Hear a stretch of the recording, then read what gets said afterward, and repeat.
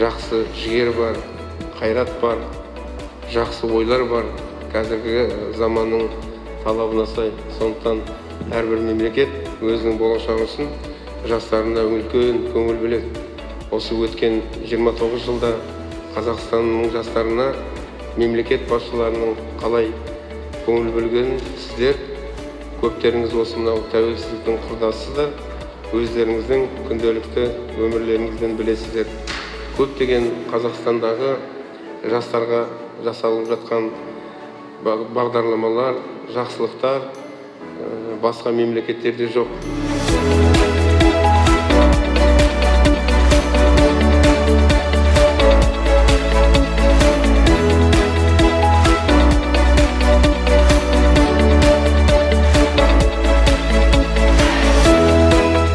Заманның бақыты кім деген кезде жаңа облыс әкімі Ердәулет Мәшбекұлы айтты, ол медицина қызметкерлері деп. Жас үздік медицина маманы атану мен үшін бүгін өте қуаныштымын.